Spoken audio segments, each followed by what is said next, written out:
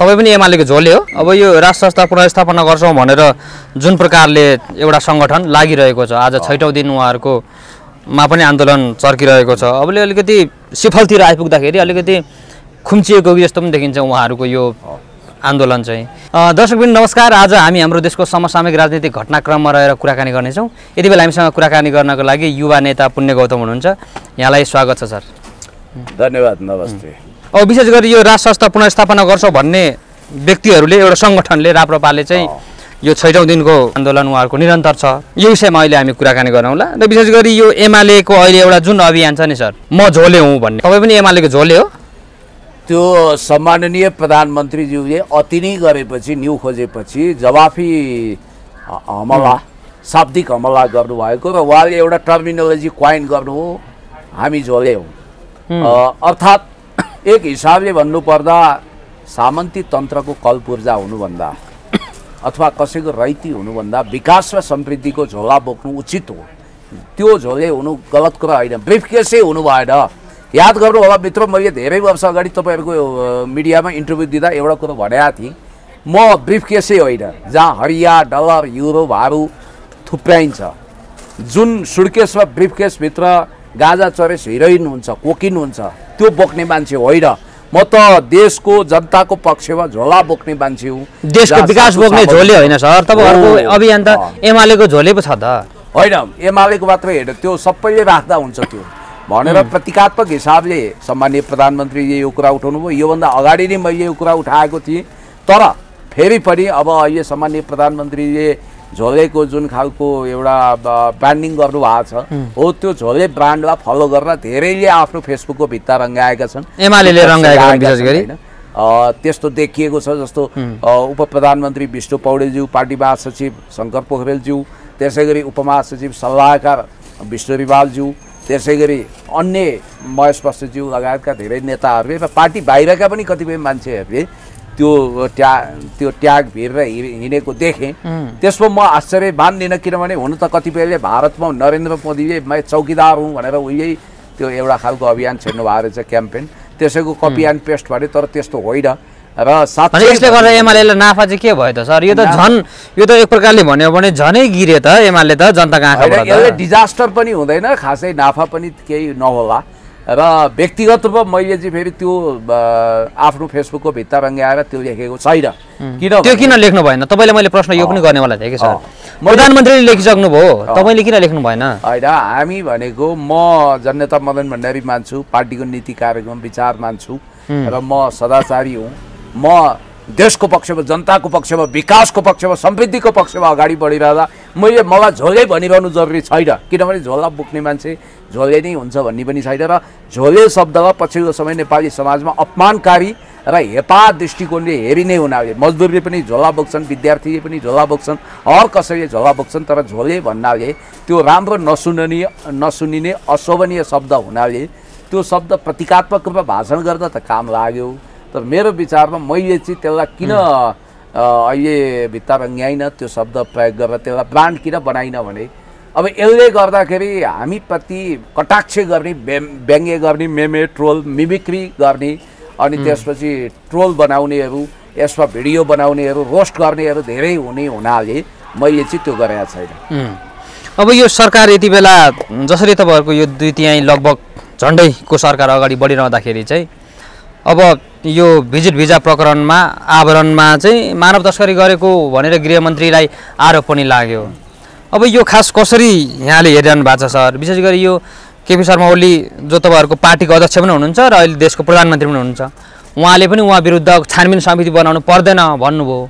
यो यसरी दुईटा पार्टी मिलिजुली आफ्नो भ्रष्टतालाई बचाउँदै जोगाउँदै जाँदा गर्दाखेरि यो त एमालेलाई पनि घाटा हुँदैन सर? अब यो हेर्नुहोस्, घाँटी जोड्यो भन्दैमा सर किन यो सुन्नु न मेरो कुरो, अघोषित र अज्ञातमा पञ्चायतमा पनि भिजिट भिसा रहेछ। सुन्नुहोस् है, त्यो चाहिँ गुमनाम गुपचुप आफ्नो तरिकाले भिजिट भिसा लगाउने, त्यसरी जाने, उर्तीपूर्ति गर्ने, चलखेल गर्ने थियो, बहुदल कालमा भयो। र लोकतन्त्र पछि पनि हरेक गृहमन्त्री भिजिट भिसामा मुछिन्छ। सुन्नुहोस् है, यो भन्नै पर्दैन, चाहे त्यो तपाईको बालकृष्ण खाँड होस्, चाहे वामदेव गौतम हुन्, चाहे नारायण काजी श्रेष्ठ हुन्, चाहे रवि लामिछाने, चाहे अहिलेको गृहमन्त्री रमेश लेखक, हरेक गृहमन्त्री मुसिने हुनाले र यो प्रकरण एउटा ठुलो भ्रष्टाचारको प्रकरण छानबिनको दायरामा सबैलाई ल्याउनु पर्यो भन्ने माग छ। सबैलाई ल्याउनु पर्छ र माओवादीले अनि तपाईँहरूको पार्टी अध्यक्षले किन अब देशको प्रधानमन्त्री पनि भनौँ, सम्माननीय प्रधानमन्त्रीले चाहिँ छानबिन समिति बनाउनु पर्दैन किन भन्नुभयो?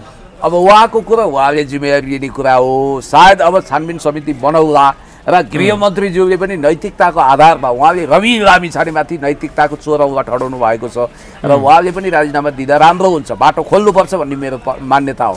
जब तपाईँमाथि प्रश्न उठ्छ भने तपाईँले छानबिन गर्ने मौका दिनुपर्छ र यो दुनियाँमा धेरै ठाउँमा नैतिकताको प्रदर्शन पनि भएको छ यस प्रकारले। र तपाईँलाई इन्ट्रेस्टिङ कुरा गरौँ, रमेश लेखक भनेको कम विवादमा आएको, पैसाको लालची नदेखिएको र विवाद रहित व्यक्तित्व भनेर योभन्दा अगाडि उहाँ चर्चामा आउनु भएको थियो। तर उहाँको अहिले व्यक्तित्व प्याराडाइम सिफ्ट भएर उहाँलाई हेर्ने नजरिया नै फरक भयो। अब मैले यहाँ ट्रोल बनेको भिडियो हेरेँ उहाँ प्लेनमा बसेर सर भिजिट भिसामा उड्नु भएको दृश्य। यो विषयलाई लिएर जसो प्रधानमन्त्रीले जुन अभिव्यक्ति दिनुभयो नि सर, त्यहाँ मान्छेहरूले के शङ्का गरे भने धेरैजनाले यो राजनीतिक विश्लेषकहरूले के पनि भने नि 50 लाख रुपियाँ दैनिक रूपमा गृहमन्त्रीलाई बुझाउँदै गर्दाखेरि गृहमन्त्रीको हातबाट चाहिँ अरूलाई पनि जाने, ऊर्जा मन्त्रालयतिर पनि जाने, प्रधानमन्त्रीलाई पनि जाने भन्ने प्रकारको शङ्काहरू पनि गरे। शङ्का आशंका गर्ने हो भने त योभन्दा अगाडिका हरेक गृहमन्त्री उठ्तीपूर्तिमा छानबिनको दायरामा ल्याउनु परेन। सुन्नु, हरेक गृहमन्त्रीमाथि अनुसन्धान गर्नुपर्छ, चाहे नारायण काजी श्रेष्ठ होस्, चाहे यता रवि लामिछाने होस्, चाहे जोसुकै। अझ एउटा तथ्याङ्कले के देखाउँछ भने सबभन्दा बढी भिजिट भिसा प्रकरण त नारायण काजीजी र रवि लामिछानेको पालामा भएको छ भनेर तथ्याङ्कले देखाउँछ। म के भन्छु भने म यदि प्रधानमन्त्री हुन्थेँ भने यो विषयमा अध्ययन अनुसन्धान गर्थेँ, प्रतिवेदन आउँथ्यो, दोषी ठहरिए कारवाही गर्थेँ। अनि गृहमन्त्री अहिलेका वर्तमान गृहमन्त्री रमेश लेखकले चाहिँ छानबिन मबाट सुरु गरौँ र अरूलाई पनि गरोस् भन्ने चाहिँ त्यो आँट राख्नु पर्दैन? नत्र यदि गर्नुभएको छैन त्यो नैतिक त्यो आँट किन गर्नु भएन? दम हुनुपर्छ, तब न राम्रो गृहमन्त्री हुन्छ। फेरि नेपाल र एउटा अभि भाइ इन्ट्रेस्टिङ कुरा के छ भने नेपालको गृहमन्त्रीको कुर्सी नै अभिशप्त भए जस्तो हो के। गृहमन्त्री हुने हरेक मान्छे प्रभावशाली छन्, चाहे खुमबहादुर खड्का, चाहे वामदेव गौतम, चाहे पूर्णबहादुर खड्का, चाहे जोसुकै गोविन्दराज जोशी होस्, यी सब कोही भ्रष्टाचार रवि लामिछाने भनौँ, जोसुकै भनौँ, 18 वर्षमा भएका ती 14 जना सबैजना विवादित नै हुनुहुन्छ। अहिलेदेखि होइन, विवादित मात्रै होइन, उहिले सूर्यप्रसाद उपाध्याय भन्ने बडा प्रभावशाली मान्छे गृहमन्त्री बन्नुभयो, उहाँको पनि पोलिटिकल करियर डामाडोल भयो। बिपी कोइराला पनि प्रधानमन्त्री बन्नुभयो कालान्तरमा, तर उहाँको व्यक्तिगत जिन्दगी तहस नहस भयो।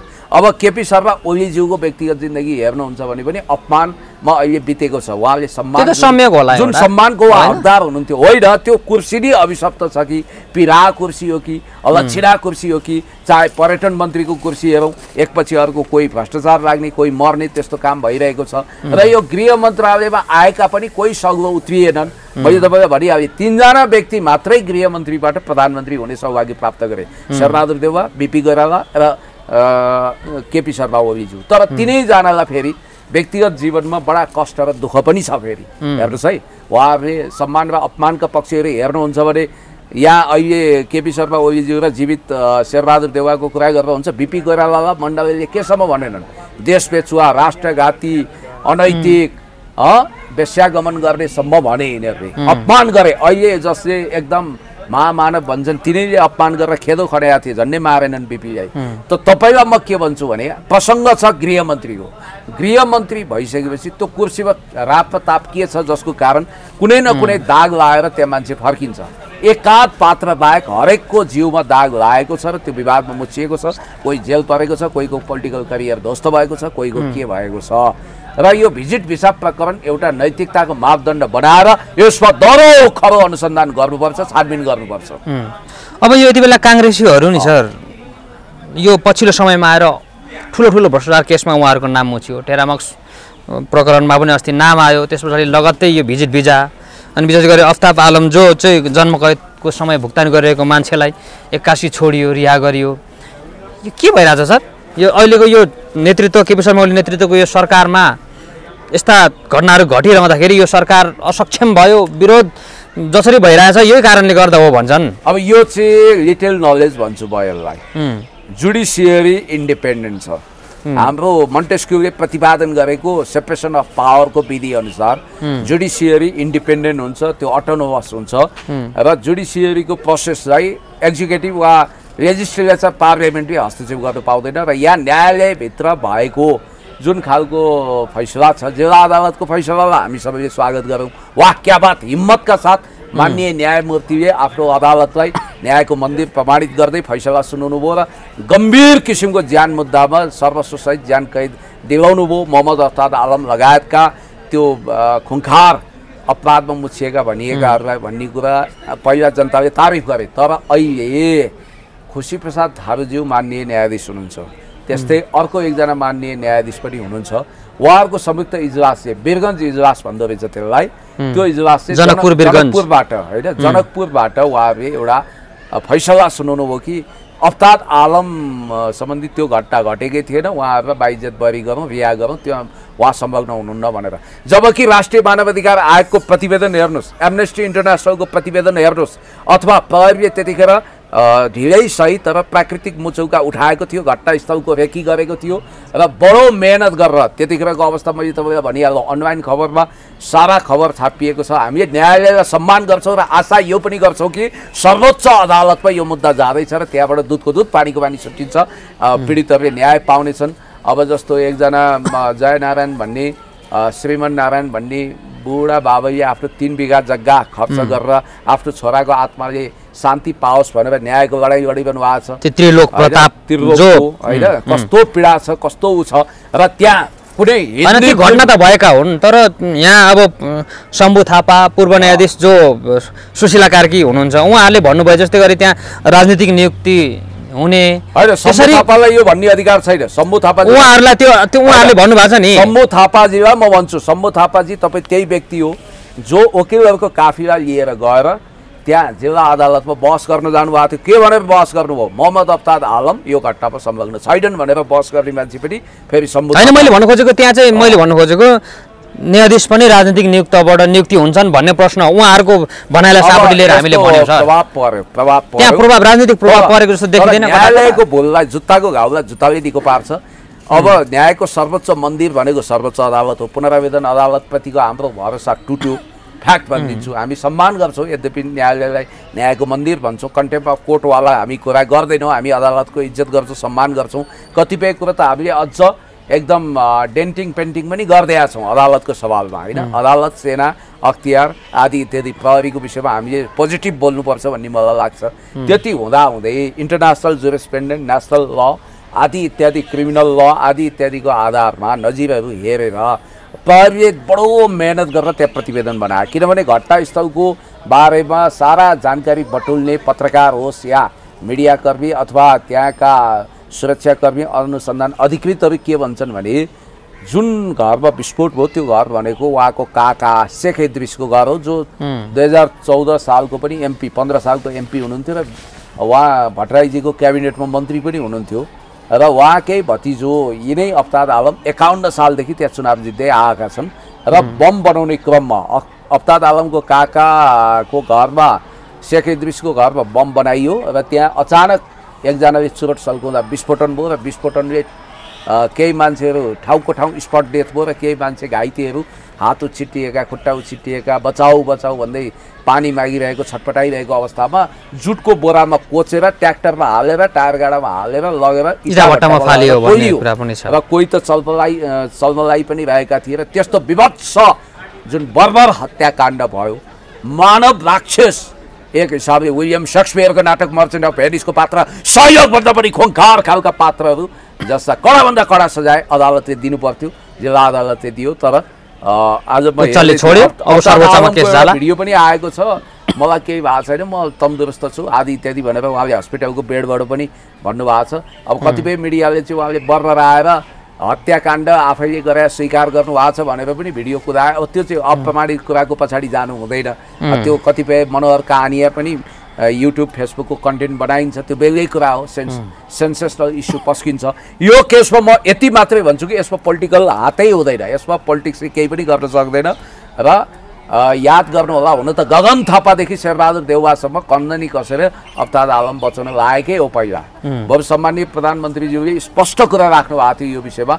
हामीले त पत्रकार सम्मेलन नै गरेका थियौँ र अहिले जुन पीडित पक्ष छ त्यो चाहिँ पीडकबाट भयङ्कर तर्सिरहेको, किनभने सोलेको गब्बर सिंह जस्तो छवि त्यहाँ मोहम्मद अवतार आलमको छ भन्ने कुरा आएको छ। र मेरो त नजिकै जिल्ला हो। इन्ट्रेस्टिङ कुरो, म स्टिफेन हकिङसे परिकल्पना गरेको टाइम मेसिनमा बसेर पुराना दिनहरूमा फर्किन्छु। त्यतिखेर म निजगढमा आमसभामा भाषण गर्दै थिएँ। हामी चैत्र 64 साल चैत्र 29 या 30 गतेको दिन हो त्यो। र त्यही बेलामा मलाई थाहा भयो र हामीलाई थाहा भएको कुरा न्यायालयलाई कसरी थाहा भएन भन्छु क्या म। त्यस कारणले गर्दाखेरि अब आशा गर्नु सर्वोच्च अदालत न्यायको मन्दिर हो। इन्ट्रेस्टिङ कुरो के छ भने सर्वोच्च अदालतमा आफ्नो तास पार्टनर मानिएका पार्टनर रञ्जन कोइराला पूर्व डिआइजीलाई पत्नी हत्याको अभियोगमा सर्वस्वसहित ज्यान कैद दिएको थियो। ज्यान कैदको सजाय चोलेन्द्र शमशेर जङ्गबहादुर राणा कालान्तरमा प्रधान न्यायाधीश हुनुभयो। उहाँको इजलासले उहाँलाई बाइज्जत रिहा गरेको थियो, किनभने उहाँहरू तास पार्टनर हुनुहुन्थ्यो अरे कि कुनै सबै भन्नाले पछि सर्वोच्चले आफ्नो निर्णयलाई आफै फैसलालाई उल्टाएको छ। भ्याकेटमा अथवा जुडिसियल रिभ्यूमा गएर उल्टाउन सकिन्छ, सर्वोच्चकै फैसला पनि उल्टाउन सकिन्छ, इन्टरनेसनल क्रिमिनल कोर्टमा दाबी गर्न सकिन्छ, अनेक आधारहरू छ। खैर यो विषयमा या पोलिटिकल म्यानिपुलेसनको कुरा नगरौँ। न्यायालयभित्रको एउटा विडम्बना हो र यो विडम्बनालाई न्यायालय आफैले सच्याएर अदालत अहिले पनि न्यायको मन्दिर हो भन्ने प्रमाणित गर्नेछ। ठिक छ सर, अब अलिकति विषयान्तर गरौँ। अब यो राज संस्था पुनर्स्थापना गर्छौँ भनेर जुन प्रकारले एउटा सङ्गठन लागिरहेको छ, आज 6औं दिन उहाँहरूको मा पनि आन्दोलन चर्किरहेको छ। अब अलिकति सिफलतिर आइपुग्दाखेरि अलिकति खुम्चिएको जस्तो पनि देखिन्छ उहाँहरूको यो आन्दोलन चाहिँ। यहाँले कसरी हेरिरहनु भएको छ सर यो आन्दोलन? मैले सायद तपाईँहरूकै क्यामेरामा भनेको थिएँ, अन्ततगतवा यो आन्दोलन नामक तमासा रोड सो हात्ती आए फुस्सा टाइ फिस माछो भ्यागुतो हुन्छ भनेको थिएँ। अब गजबको कुरा के भने यी राजाभन्दा चर्का राजावादीलाई एउटा अर्को बहाना मिलेन। उनीहरूले बर्सात टन्न हो मान्छे आएनन् भन्न पनि पाएन, बर्सात पनि छैन, मौसमले पनि साथ दिएको छ नि उनीहरूलाई। र उनीहरूले होइन राजा ल्याउनुपर्छ भनेर त एमाले पनि पुगे त त्यहाँ एकजना अपवादमा कमल थापे एमाले होइन म तपाईँलाई भन्दैछु चुनाव चिन्ह सूर्य लिएर चुनाव लडेको हारेको होइन। थापाको एउटा ट्विट चाहिँ मैले या तपाईँलाई दुईटा यो ट्विट र स्ट्याटस म तपाईँलाई देखाउँछु होइन। अब अचम्मै छ त्यो 2022 मा लेखेको त्यो स्ट्याटस यहाँले भन्नु जहिले सुकै लेखोस् न, कमल थापाले होसमै लेख्या हो। 2022 भने कहिले हो र? अस्ति 2 वर्ष अगाडिको कुरो त हो। त्यतिखेर उनी अलरेडी भूतपूर्व राजावादी जस्तो भइसकेका थिए। ल यहाँ हेर्नुहोस् है, अब यो अचम्म लाग्छ तपाईँलाई पनि, हुन त सबैले पढिसकेका छन्, तैपनि यो तपाईँको जानकारीको लागि मैले यो पढेर सुन्नुपर्छ। अब उनले के लेखेछन् कमल थापाले भने, नयाँ वर्षको अवसरमा मेरो पुरानो पार्टी र साथीहरूलाई शुभकामना खर्साङ मर्साङ। पार्टीहरू असफल भएर राजा आउने होइन, एउटा पार्टी असफल भए अर्को आउँछ। राजा फर्कने अरू कुनै कारण थिए, राजाले नै त्यो बाटो बन्द गरिदिए। अब असम्भव एजेन्डा बोकेर नयाँ पिँढीलाई भ्रम पार्नु हुँदैन, असम्भव एजेन्डा बोकेर हिन्दू राष्ट्रका बन्धक बन्नु हुँदैन। 2/3% भोटको जगमा राप्रपा ठुलो हुँदैन, 2-3% भोटको जगमा राप्रपा ठुलो पार्टी हुँदैन। मलाई थाहा छ अन्तत तपाईँहरू मेरै बाटोमा आउनुपर्छ। अहिले गालीगलौज आरोप खेपेर भने पनि तपाईँहरूको लागि म बलियो घर बनाउनु छु। र यो यसो भनेर उहाँले गणतन्त्र स्पष्ट रूपमा स्वीकार र नेकपा एमालेको तर्फबाट चुनाव राजा फर्किने सम्भावना मैले देखिनँ, सकियो भनेर भन्नुभएको छ उहाँले। यति मात्रै हो र उहाँको अर्को ट्विट अझ विषालु र घातक छ, राजावादीहरूको लागि बहुत अपसोचपूर्ण छ र त्यो पनि म तपाईँलाई सुनाइदिन्छु होइन। उहाँको त अब विचित्रका कुराहरू आउँदो रहेछ। अब तपाईँलाई म एउटा उहाँको ट्विट हो, यहाँ हेर्नुहोस्, यहाँ उहाँकै हो, यो चाहिँ ट्विटरमा रहेछ। गणतन्त्र विरुद्ध धमिलो पानीमा माछा मार्न खोज्ने वंशीय शासनका मतियारहरू शिर उठाउन खोज्दैछन्। जनताको बलिदानबाट प्राप्त उपलब्धिलाई जोगाउन सम्पूर्ण अग्रगामी प्रगतिशील शक्तिसँग हातेमालो गर्न समयको माग हो। यो कुनै कम्युनिस्ट पार्टीको नेताको स्टेटमेन्ट भन्दा कम छ। उहाँले त नेकपा एमालेलाई आफ्नो आत्मा नै बेचिसक्नु भएको थियो। उहाँ एमाले हुन लगभग तयार भएको, जित्नु भएको भए उहाँ एमाले हुनुहुन्थ्यो, 100% हुनुहुन्थ्यो। उहाँको चाहना पनि हो। अझ मैले सुनेसम्म अनि राजावादीहरूले चाहिँ उहाँ जस्ता व्यक्तिहरूलाई अझै पनि राजावादी पनि नभनौँ, त्यो पक्षको एउटा गुटले भनौँ न, हेलो माफ गर्नु हो, तपाईँले भाषा करेक्सन गर्नु। यो आन्दोलनमा केही इनोसेन्ट मान्छे बाहेक को राजावादी छन्? लिङ्गदेनमा तपाईँ राजावादी भन्नुहुन्छ? लिङ्गदेन त राप्रपामा कमल थापाको कार्यकर्ता हो र लिङ्गदेनले गणतन्त्र उहिले स्वीकारेको, कमल थापा सँगसँगै स्वीकारेको। लिङ्गदेन प्रचण्डको सरकारमा गइसकेका छन्, उप प्रधानमन्त्री खाइसकेका छन्। कमल थापाले 72 को संविधानमा हस्ताक्षर गर्दा लिङ्गदेन त्यो पार्टीको महामन्त्री थिए। प्रचण्डको सरकार हुँदाखेरि विश्वासको मत दिएर पठाएको भनेपछि त उहाँहरू पनि गणतन्त्र पक्षधरै देखियो नि। त्यसरी विश्वासको मत दिएको, आफै सरकारमा गएको, संघीयता स्वीकार गरेर प्रदेश सरकारमा भाग लिएको, बिना तामाङ नामक क्रिस्चियनलाई सांसद बनाएर क्रिस्चियनिटीलाई स्वीकार गरेर हिन्दू राज्यको एजेन्डा छोडेको, गणतन्त्रको भत्ता खाएको, सारा कुरा सहवरण गरेको, अहिले 2 कारणले गर्दा सडकमा आएको अवस्था। एउटा आसन्न रूपन्देहीको चुनावमा दीपक बोहरा जहाँ जितेका थिए त्यो ठाउँमा आफ्नो भोट ब्याङ्क निकै कमजोर हुनेछ, जमानत जफत हुनेछ भनेर कमसेकम सेकेन्ड थर्ड पार्टीसम्म हौँ भनेर कसरत गरेको। दोस्रो, अब उहाँहरूलाई डर के छ भने अब प्रत्यक्षतर्फ काहीँ जित्ने अवस्था छैन, समानुपातिकमा अलिकति भोट बढौँ, विगतमा राप्रपाले बढाए जस्तो केही बढौँ, राजावादी मत चाहिँ उनीहरूकै ढोक्सोमा खसोस् भनेर। तेस्रो, मौसमी चन्दाहरू पनि टन्नै उठ्छ, मान्छेलाई पनि भ्रम राख्न सकिन्छ। चौथो चाहिँ राजावादी नयाँ पार्टी नजन्मियोस् र उनीहरूले यो ब्यानर कब्जा नगरोस् भनेर यो गरेको प्रपञ्च हो। उहाँहरू यदि राजावादी हुनुहुन्थ्यो भने त राजा ल्याउँछु भनेर हिँडेका मान्छे कहाँको तपाईँको उही कालीगण्डकीमा आत्महत्या गर्न हिँडेको दम्पतिले लालटिन बालेर हिँडे रहेछ र एकजनाले सोधेछ किन यसरी लालटिन बाल्यो भने सर्पले टोक्ला कि भनेर भन्थे रे के। त्यसै गरी काशी जाने कुत्तीको बाटो। अनि यस्ता व्यक्तिहरूलाई जो राप्रपाको तपाईँले कुरा गरिरहेछ अहिले हामीले, अनि यस्ता व्यक्तिहरूलाई पूर्व राजा ज्ञानेन्द्र शाहले किन विश्वास गरेको सर? अब यस्तो, राजा ज्ञानेन्द्रले विश्वास गरेको भरपूर प्रमाण हामीसँग छैन। व्यक्तिगत रूपमा म राजा ज्ञानेन्द्र, उहाँको नाति हृदयेन्द्र, उहाँको बुहारी हिमानी शाहज्यूलाई सम्मान गर्छु व्यक्तिगत हिसाबले। राजा पृथ्वीनारायण शाहको अनर पनि गर्नुपर्छ होइन। अझ सूर्य थापाजीले त नेपालको नोटमा बुद्ध र पृथ्वीनारायण शाहज्यूको फोटो राखौँ भन्नुभयो, त्यो जायज पनि छ। त्यो त विवादित विषय पनि बनिरहेछ अहिले, जायज मात्रै नभनौँ पनि। एउटा कुरो त्यो ठिकै पनि होला, किनभने युनिफायर किङ हो नि त उहाँ, राजावादी भन्दा माथि उठेको हो नि त, राजाभन्दा माथि उठेको राष्ट्रिय एकीकरणकर्ता हो उहाँ। जसरी तपाईँको जर्मनीले बिस्मार्कलाई जहिले धन्यवाद दिन्छ, त्यसै गरी हामीले दिनुपर्छ पृथ्वीनारायण शाहलाई। 2224 राज्यको एकीकरण गर्नुभयो। अब तपाईँलाई एउटा कुरो मैले भनिहालौँ, लिङ्गदेनको सवालमा धेरै कुरा गर्नै पर्दैन। उहाँको लामाटारमा बनेको सिसाको महलको स्रोत के हो? अनि अर्का एकजना हुम्ला जुम्लाबाट सांसद जितेका छन्, चिल्लो गाडी चढ्छन्, अनि हिजोसम्म उनको स्ट्याटस के थियो? विलासी महलमा बस्छन्, कहाँबाट खर्च धानिन्छ, सांसदको तलब त यति थोरै हुन्छ।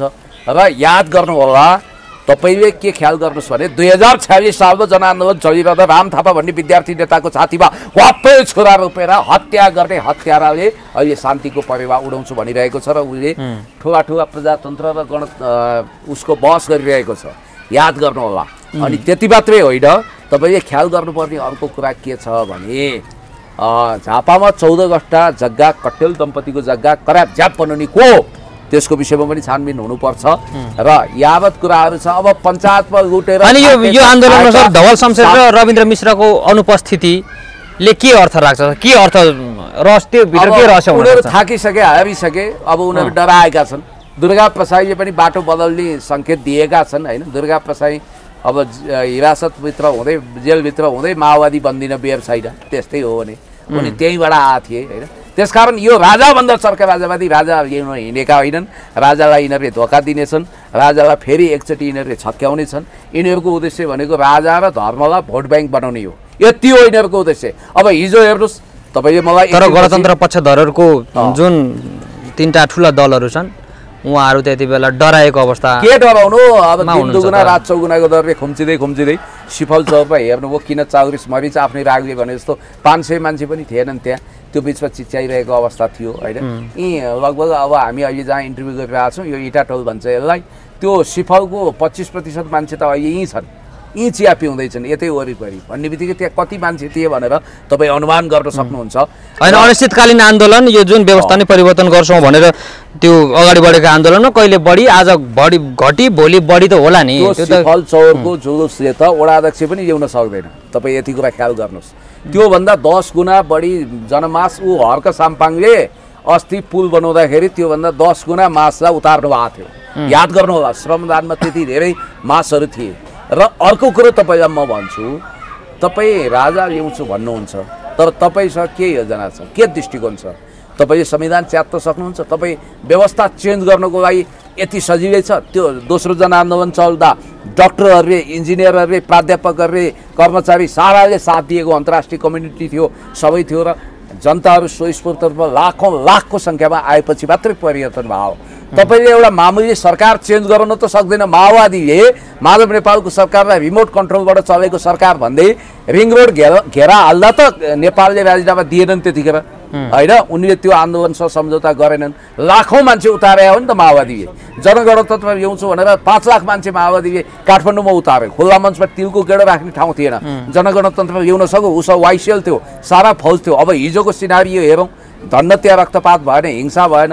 हामी एकदम भगवान् पशुपतिनाथसँग त्यो आशीर्वाद पनि माग्छौँ कि यहाँ हिंसा नहोस्, रक्तपात नहोस्। हिजो एउटा अप्रिय अवस्था आउन सक्थ्यो, किनभने हजारौँको सङ्ख्यामा वाइसिएलहरू प्रज्ञा प्रतिष्ठानमा थिए। माओवादी यसै पनि भिडन्तको मुडमा देख्छु म। प्रचण्डले आदेश दिइसकेका छन्, इँटको जवाफ पत्थरले दिनुहोस् भने त भिडन्त गर्नुहोस् भने हो नि।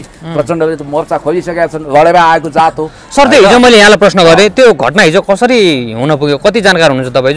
जसरी यो परिवार हत्याको विषयलाई लिएर यो स्मरणमा चाहिँ त्यो दीप प्रज्वलन गर्दै गर्ने एउटा कार्यक्रम थियो त्यहाँ। अब एक्कासी त्यो वाइसलहरूसँग कसरी त्यो वार हुन पुग्यो? त्यो टिम प्रज्ञा प्रतिष्ठानमा वाइसिएलवालाहरूको सम्मेलन थियो, बन्द सत्र चलेको थियो।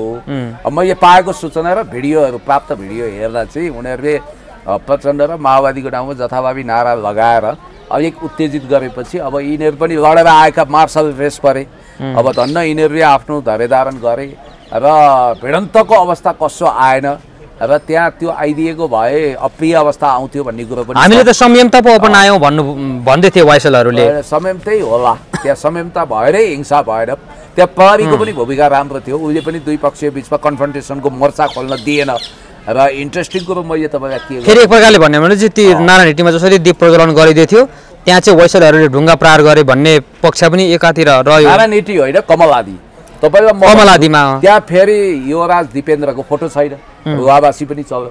ए बाबा, युवराज दिपेन्द्रलाई हत्यारा बनाएर उहाँको इमेज खराब गरेर कलङ्कको टिका हिजो फोटो नराख्नु, त्यहाँ दिपेन्द्रको फोटो नहुनु, त्यो विवादित हुनुको उहाँहरूले भन्नु खोजेको त्यही हो, हत्यारा दिपेन्द्र भन्नु खोजेको त्यही होला। तर दिपेन्द्रको बारेमा मनोहर कहानिया उपन्यास टाइपले रचियो र उहाँको इतिहास गलत र कल्पित तरिकाले चित्रित गरियो। वास्तवमा दिपेन्द्र भनेको राजा हुन लायक, योग्यतम, शालीन, भद्र र हिंसा विरोधी हुनुहुन्थ्यो भन्ने कुरो हामीले बुझ्छौँ।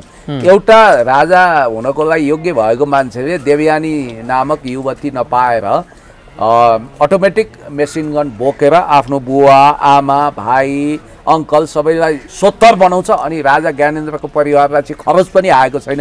राजा ज्ञानेन्द्र त्यहाँ हुनुहुन्न, फेरि रहस्यमय तरिकाले त्यहाँ हुनुहुन्न र पारसलाई पनि केही भएको छैन। युवराज पारस अरू वंश विनाश भएको छ। होइन, उहाँहरू त विदेशमा हुनुहुन्थ्यो अरे भन्ने सुनियो। के हो त्यो हत्याकाण्ड हुँदै गर्दा?